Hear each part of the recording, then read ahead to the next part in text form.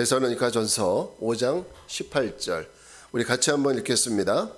범사에 감사하라. 이것이 그리스도 예수 안에서 너희를 향하신 하나님의 뜻이니라. 아멘. 한 번만 더 읽겠습니다. 범사에 감사하라. 이것이 그리스도 예수 안에서 너희를 향하신 하나님의 뜻이니라. 아멘. 자, 오늘은 감사를 캐내는 사람이라는 제목으로 말씀을 전합니다.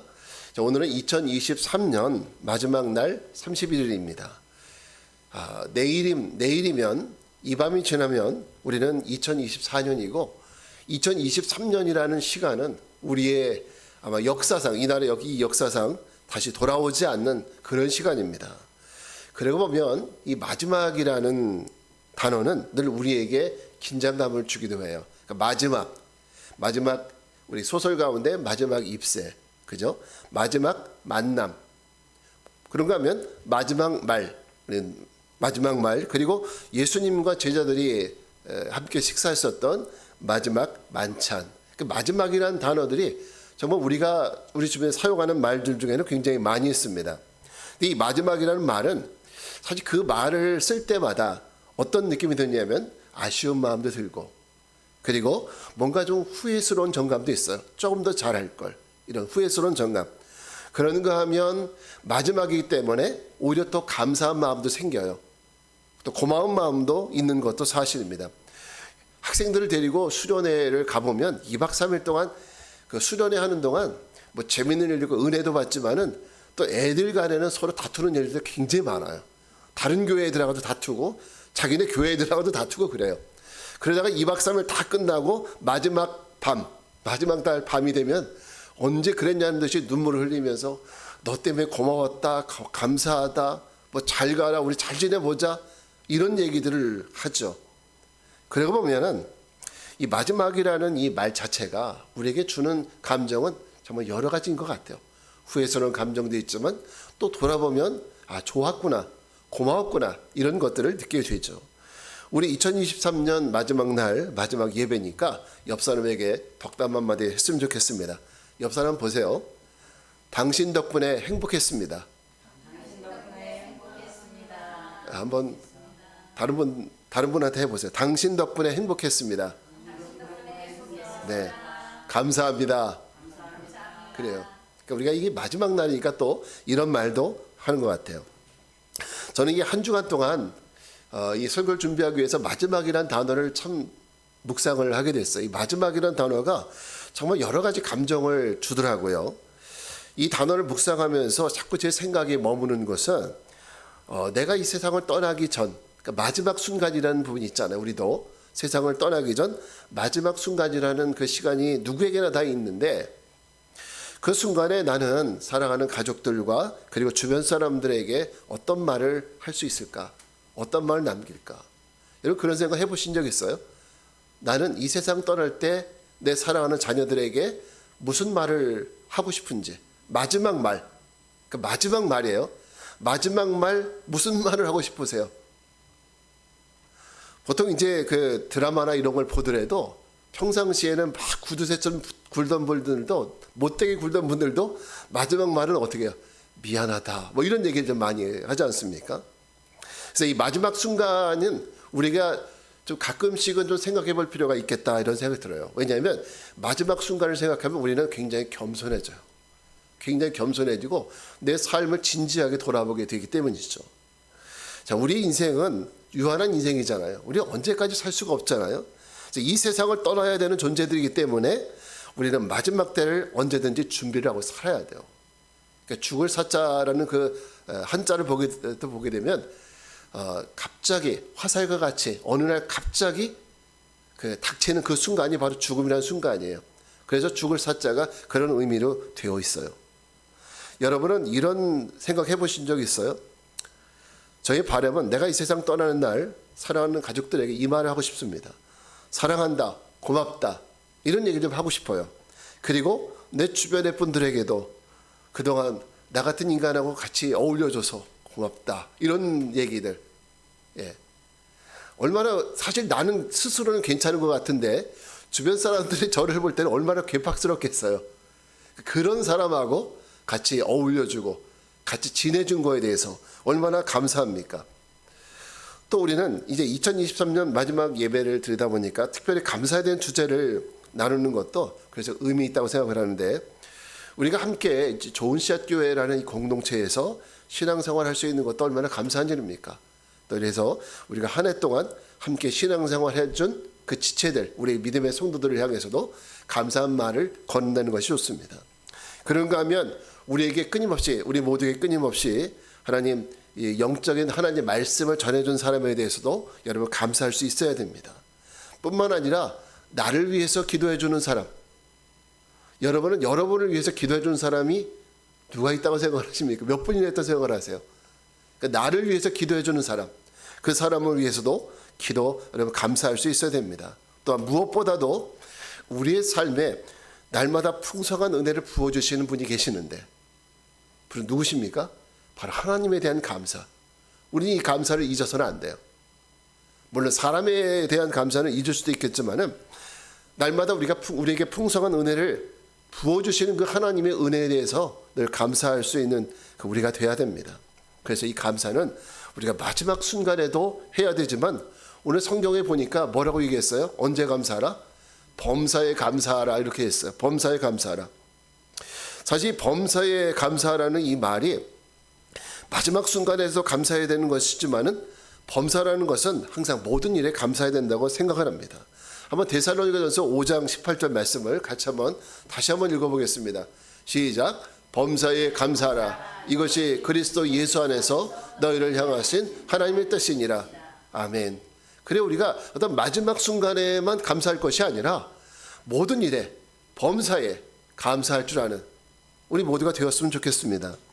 자, 이 범사에라는 말은요, 어떤 감사할 환경이 이루어졌을 때만 감사하는 것이 아니라 그렇지 못할 때도, 그러니까 우리가 볼 때는 항상 모든 것이 넉넉하고 풍성하고 건강하고 다 좋아요.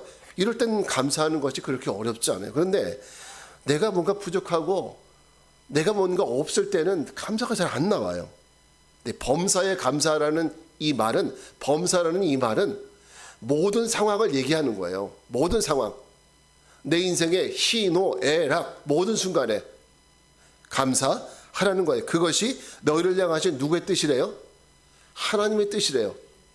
하나님의 뜻은 우리가 좋을 때만 감사하는 것이 아니라 범사에 우리 인생의 희노애락 모든 순간에 감사하는 것이 하나님이 우리를 향하신 하나님의 뜻이라고 분명히 말씀하고 있습니다. 그래서 우리가요, 범사에 잘 되길 바란다, 이 말을 하잖아요. 범사에 잘 되길 바란다. 이 말은 네 생활에 한두 가지만 잘 되는 것이 아니라 모든 일이 다 잘 되길 원한다는 겁니다.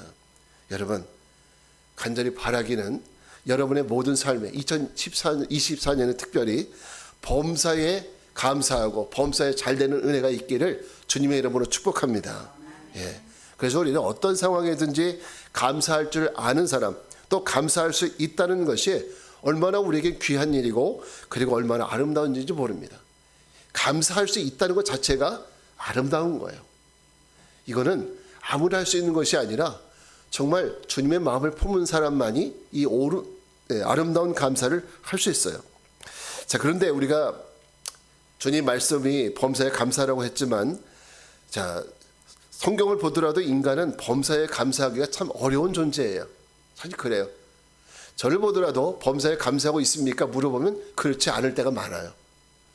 범사에 감사하지 못하고 때로는 불평이 저도 나올 때가 있고 원망이 나올 때도 있고 분노가 나올 때도 있고 그래요. 그 범사에 감사라는 이 말씀을 알고 있지만 모르는 것도 아니에요. 외우고도 있고 알고도 있고 묵상도 해봤어요. 그런데 우리 실제적인 삶에 범사에 감사하기가 너무나도 어렵더라는 거죠. 하나님의 은혜를 두 눈으로 체험하고 하나님이 그들의 입에 먹을 것을 넣어주셨었던 사람들이 있었는데 이스라엘 백성들이죠. 하나님은 때에 따라서 먹을 것을 그 입에 넣어주시고 때에 따라서 마실 물을 그들에게 주셨습니다. 그런데도 이들은 범사에 감사하는데 실패했어요. 애굽을 나와서 가나안으로 가는 동안 그들은 자기 입에 뭔가 먹을 것이 들어갔을 때는 여호와를 찬양하면서 역시 하나님밖에 없다고 하나님께 영광을 돌리면서 감사했지만은 먹을 것이 떨어져요. 먹을 것이 떨어졌고 마실 물이 없어요. 또 매일 먹는 만나가 입에 이제 질리다는 거죠. 그때마다 그들은 뭐 했어요? 정말 빛의 속도로 원망을 하고 빛의 속도로 불평을 하기 시작했습니다. 그랬던 사람들의 최후는 어떻게 됐습니까? 그들은 어떻게 됐습니까? 최후가 결국 그렇게 불평하다가 광야에서 모두 죽고 말았죠. 이스라엘 백성들은 그랬어요, 여러분. 눈에 보이는 거에 대해서는 감사할 수 있었어요. 눈에 보이는 거. 그렇지만은 눈에 보이지 않는 하나님의 손길과 도우심에는 감사할 줄 몰랐다는 거예요. 눈에 보이는 거, 눈에 보이니까 감사할 수 있었지만은 눈에 보이지 않는 하나님의 은혜의 손길이 있었다는 것은 발견하지 못한 거죠. 그래서 우리가 정말 범사에 감사하는 삶을 살아야겠다라고 생각하고 그런 삶을 살기로 결단한다면 여러분, 우리는 눈에 보이는 것만 가지고 감사해서는 안 됩니다. 눈에 보이지 않는 것도 감사할 수 있어야 돼요. 그 말은 결국 감사를 캐내는 사람이 되어야 한다는 거예요. 눈에 보이는 거는 그냥 보이지만은 안 보이는 거, 감춰져 있는 거 있잖아요. 그건 어떻게 해야 돼요? 감사를 캘 줄 아는 사람이 되어야 된다는 거죠. 자, 그럼 우리는 어떻게 감사를 캐는 사람이 될까? 첫째는 삶에 대한 믿음의 묵상이 필요해요. 뭐가 필요하다고요? 삶에 대한 믿음의 묵상. 다시 한번 18절 또 한번 읽어보겠습니다. 범사에 감사하라. 이것이 그리스도 예수 안에서 너희를 향하신 하나님의 뜻이니라. 여러분, 믿음의 묵상이라는 것은 믿음의 눈으로 자신의 삶을 묵상하는 것을 의미합니다. 믿음의 눈으로, 불신의 눈으로가 아니라 세상 사람의 눈으로가 아니라 믿는 신앙인의 눈으로, 믿음의 눈으로, 주님을 믿는 그 눈으로 우리가 내 삶을 보는 거예요. 우리가 주님을 볼 때는 항상 경외하잖아요. 그죠? 그 눈으로 내 삶을 보라는 거예요. 우리 삶이 항상 이중적인 것은 교회 올 때는 교회 와서는 모든 것이 감사한 것 같고 다 좋은 것 같은데 교회 밖에만 나가면 모든 것이 원망스러운 점만 생기고 다 문제거리처럼 보여요. 그러니까 우리 눈이 마치 안경을 썼다가 벗듯이 교회 밖에만 나가면 항상 믿음의 눈이 아니라 세상의 눈을 보니까 항상 원망스러운 일들이 생기는 거예요. 신라곤의 작가였었던 에밀 밀턴이라는 사람이 이 신라곤이라는 명작을 쓰게 된 것은요, 그가 소경이 된 이후였어요. 소경. 여러분, 소경이 뭘 할 수 있겠습니까? 앞을 못 보는 사람이. 근데 그가 이 신라곤이라는 것은 로스트 패러다이스 아닙니까? 잃어버린 낙원. 근데 이런 정말 명작을 쓰게 된 것은 그가 눈을 멀쩡히 뜨고 있었을 때 모든 것이 완전했을 때 그런 것을 쓴 것이 아니라 내 것을 잃어버리고 나의 건강을 잃어버린 상태에서 거기에서 감사함을 찾게 되고 거기다 쓴 소설이 바로 이 신라곤이었어요. 근데 이 소경이 되었을 때 에밀 밀턴이 이런 감사를 드렸다고 해요. 육의 눈은 어두워 보지 못하지만 그 대신 영의 눈을 뜨게 하니 감사합니다. 이런 기도를 하면서 그는 이 소설을 썼습니다. 여러분, 이런 감사의 마음은 그가 눈을 뜨고 있을 때보다 더 풍성한 영감을 그로 하여금 얻게 했고요. 또 그로 인해서 신라곤과 같은 위대한 작품을 쓸 수 있게 했어요. 내 것을 잃어버려 보니까 하나님의 은혜가 보이더라는 거예요. 철로역정의 작가였었던 존 버년도 이 철로역정이라는 말은 얼마든지 많이 그 말씀을 드린 적이 있었는데 이 대작을 쓴 것은 그가 평안할 때가 아니라 옥에 갇혀 있었을 때였어요. 이 감옥에서 쓴 것이 바로 이 철로역정이에요. 감옥에 갇혀 있으면서 하나님의 영감을 받아서 신앙의 여정을 기록한 것이 철로역정입니다. 사도 바울도 마찬가지죠. 사도 바울은 그가 항상 모든 것이 편하고 충만했기 때문에 이런 위대한 전도자가 되었던 것이 아니었어요. 사도 바울은 자기가 고백하기에는 나는 내 몸에 육체의 가시를 갖고 있다, 이런 얘기를 했어요. 육체의 가시. 그 육체의 가시가 뭐냐면 물론 그가 안질 눈병도 있었고 또 간질이라고 말하는 분들도 있었기 때문에 이 두 가지 병을 다 갖고 있었다고 얘기를 해요, 어떤 분은. 근데 뭐가 맞는 것인지는 정확히는 알 수 없지만은 정말 그의 삶을 괴롭히는 가시였으면 틀림이 없어요. 뭔가 하려고 하면 장애가 되는, 예를 들어서 손이 불편한 사람이 이 컵 하나 들기가 어렵듯이 바울이 뭔가 하려고 하면은 정말 힘들게 만드는 가시가 육체의 가시였습니다. 근데 그런 상황 속에서도 그는 불평하지 않고 믿음의 눈으로, 감사의 눈으로 온 세상을 바라보면서 주님을 의지해서 생명을 다하는 날까지 복음의 전도자로서 전도에 매진할 수 있었습니다. 여러분, 우리에게도 올 한 해 동안 내게 벌어진 모든 일들에 대해서 멜턴이나 존 버년이나 사도 바울처럼 한번 이제 믿음의 눈으로 하나씩 한번 묵상을 해보시라는 거예요. 내 한 해 동안 삶을 믿음의 눈으로 하나씩 묵상해 보면서 마치 내가 성경을 읽듯이 주님이 나에게 말씀하시듯이 그 눈으로 한번 내 삶을 하나씩 들여다보시라는 거예요. 그런 묵상이 있다면, 그런 묵상을 우리가 정말 할 수 있다면, 그러면 우리에게는요, 초막이나 궁궐이나 그 어디서라도 내 주 예수 모신 것이 그 어디나 하늘나라라는 이 말씀처럼, 그 찬송의 가사처럼 우리의 삶이 늘 천국이 되는 거죠. 하나님의 나라가 되는 거예요. 그래, 이런 묵상이 없으면은 내가 모든 걸, 세상의 모든 걸 다 가져도 지옥 같은 삶을 살 수밖에 없는 거예요. 내 육신을 따라 삶을 묵상하다 보면 거기에는 절대 만족함이 없습니다. 내 삶이 부족함이 없음에도 불구하고 옆집 잘 사는 누구와 나를 비교하고, 또 나보다 행복한 누구와 비교하고, 나보다 더 많이 가진 누구와 비교하고, 그러면 거기에는 감사는 없죠. 불평이 있고, 그런 삶은 그냥 그 자체가 지옥인 거예요. 남들과 나를 비교하는 그 삶 자체가 지옥인 겁니다. 여러분, 한 해의 삶을 돌아보십시오. 그리고 믿음의 눈으로 자신의 삶을 묵상해 보시기 바랍니다. 그럼 내가 살아온 모든 순간들이 다르게 보일 것입니다. 나는 하나님이 오늘 여러분에게도 내 삶을 믿음의 눈으로 볼 수 있는 그런 은혜, 또 내 삶을 믿음으로 해석하고 받아들일 수 있는 이런 은혜를 주시기를 주님의 이름으로 축복합니다. 두 번째는 삶에 대한 믿음의 감사가 필요해요. 이제 내 삶에 대한 믿음의 감사. 지금 제가 말씀드리는 것은 믿음의 감사라고 얘기했어요. 믿음의 감사. 다시 한번 18절을 읽어보면 범사에 감사하라. 이것이 그리스도 예수 안에서 너희를 향하신 하나님의 뜻이니라. 좋을 때도 나쁠 때도 아플 때도 어떤 상황에서도 감사하라. 이거는 그냥 감사가 아니라 믿음의 감사인데, 이 믿음의 감사를 어떻게 할 수 있냐는 거죠. 내 삶을 믿음으로 묵상하고 믿음의 눈으로 보게 된다면 발견되는 것이 있어요. 보석같이 발견되는 것이 있어요. 그게 뭐예요? 믿음의 감사가 발견돼요. 믿음의 감사가. 믿음으로 내 삶을 묵상했을 때, 믿음의 눈을 묵상했을 때 발견되는 그 보석은 믿음의 감사예요. 이것은 내가 무엇이 갖춰진 것이 아니라 내 삶이 어려워도 내 삶을 믿음으로 묵상하다 보면 거기에서는 이렇게 어려운 가운데서도 감사가 있구나 라는 것을 발견하게 되는 겁니다. 파란 안경을 쓰면 온 세상이 파랗게 보이고요, 빨간 안경을 쓰면 온 세상이 빨갛게 보이는 것처럼 그냥은 보이지 않습니다.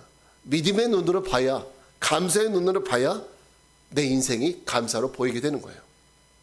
믿음의 감사는 눈에 보이는 것으로 인한 감사도 아니고요, 더 많은 것을 소유했기 때문에 하는 감사도 아니고, 내가 더 남들보다 건강했기 때문에 드리는 감사도 아닙니다. 믿음의 감사는 오직 하나님, 여호와 하나님으로 인한 감사가 믿음의 감사예요. 하나님 때문에 그 하나님 한 분만으로 인한 감사, 그 기쁨과 감사가, 이것이 바로 믿음의 감사예요. 이런 고백을 한 우리 하박국의 고백을 다시 한번 읽어보겠습니다. 하박국서 3장 17절부터 18절입니다. 시작. 비록 무화과 나무가 무성하지 못하며 포도나무에 열매가 없으며 감람나무에 소출이 없으며 밭에 먹을 것이 없으며 우리의 양이 없으며 오양간에 소가 없을지라도 나는 여호와로 말미암아 즐거워하며 나는 구원의 하나님으로 말미암아 기뻐하리로다. 아멘. 이것이 바로 하나님 한 분만으로, 하나님 한 분 때문에 우리가 드릴 수 있는 감사는, 이거는 세상 사람들이 모르는 감사고 오직 하나님을 믿는 사람만이 드릴 수 있는 그런 감사입니다. 여러분, 이제 올 한 해 동안 여러분 개인적인 삶 속에 있었던 일들을 하나씩 묵상하면서 곱씹어 보십시오. 그리고 주변 사람들, 성도들과의 관계 속에서 있었던 일들을 하나하나 곱씹어 보십시오. 그리고 그것을 믿음의 눈으로, 감사의 눈으로 한번 바라보시기 바랍니다. 그래서 내게 주신 모든 삶 속에서, 관계 속에서 주신 그 감사를 한번 캐내어서 감사할 수 있는 우리 모두가 되길 바랍니다. 말씀을 정리합니다. 그리스의 시라쿠라 거리에는요, 명물 동상이 하나 서 있대요. 그래서 바로 기회의 신인 카이로스 상입니다. 기회의 신. 근데 그 모습이 얼마나 우스꽝스러운지 보는 이들마다 폭소를 자아내는 것은 보통 사람의 모습이 아니라 그 동상에는, 그 동상의 얼굴은요, 앞머리는 머리가 숱이 길고 뒷머리는 완전히 민둥산입니다. 뒷머리는 대머리고 발에는 날개가 달려 있습니다. 이런 괴상한 모습을 하고 있어요. 그 동상의 밑에는 이런 글귀가 써 있어요. 나의 앞머리가 무성한 이유는 사람들이 나를 보았을 때 쉽게 잡을 수 있도록 하기 위함이고, 내 뒷머리가 대머리인 이유는 내가 지나가면 사람들이 다시는 나를 잡지 못하도록 하기 위함이다. 나의 발에 날개가 달린 이유는 사람들로부터 나는 최대한 빨리 달아나기 위함이다. 나의 이름은 기회라고 쓰여 있대요. 여러분, 나의 삶을 믿음으로 묵상하고 믿음으로 감사할 줄 안다면 지금의 내 삶의 모든 형편, 내 삶의 모든 위기는 분명히 또 다른 은혜의 기회입니다. 2023년 오늘 마지막 주일입니다. 이제 송구영신 예배를 드리면 2023년은 역사 속으로 영원히 사라지고 우리는 새로운 한 해를 맞이하게 되죠. 한 해의 마지막 시간에 우리는 내가 지나왔던 그 시간을 돌아보게 되죠. 올해 나의 삶은 어땠는지, 그리고 나의 목표와 결과는 어땠는지, 후회와 칭찬과 그리고 감사와 아쉬움의 감정을 느끼게 됩니다. 기회, 2013년은 분명히 우리에게는 하나님이 주신 기회였어요. 뭔가 할 수 있는 기회, 또 신앙적으로 하나님 앞에 더 다가갈 수 있는 기회, 여러 가지 기회였죠. 그러나 2023년은 우리가 이제 영원히 붙잡을 수 없는 시간 속으로 떠나게 됩니다. 이제 우리에게 찾아올 2024년이라는 또한 새로운 기회를 우리가 놓치지 말고, 내가 2024년에 무슨 그림을 그릴지 잘 묵상하고 계획하고 이뤄가는 우리 모두가 되시길 바랍니다. 후회할 일 없이 내가 어떤 내 삶의 계획, 그리고 내가 하나님 앞에 어떻게 살아갈 것에 대한 이런 믿음의 계획도 잘 세워서 우리가 또 내년 12월 31일에 또 후회하는 이런 일들이 없도록 우리 자신을 잘 계획하고 나가는 귀한 우리들 삶이 되시기를 주님의 이름으로 축원합니다. 이제 우리 자리에서 일어나셔서 찬양하고 기도하겠습니다.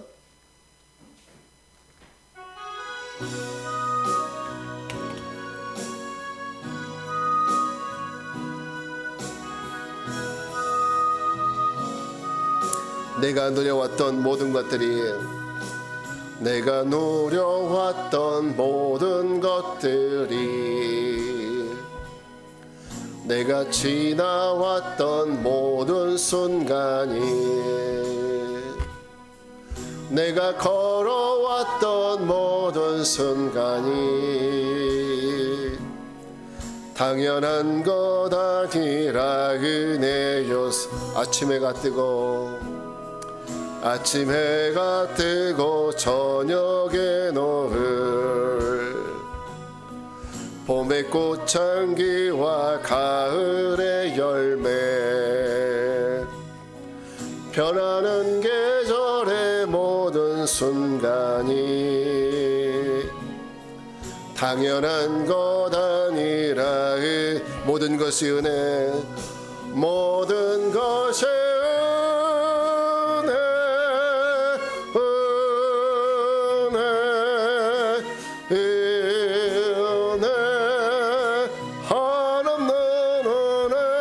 내 삶에 당연한 것 하나도 없었던 것을, 모든 것이 은혜였소. 내가 이 땅에 태어나 사는 것, 어린아이 시절과 지금까지 숨을 쉬며 살며 꿈을 꾸는 삶, 당연한 것 아니라 은혜였소. 내가 하나님의 자녀로 살며 오늘 찬양하고 예배하는 삶, 복음을 전할 수 있는 축복이 당연한 것 아니라 은혜, 모든 것이 은혜, 모든 것이 은혜,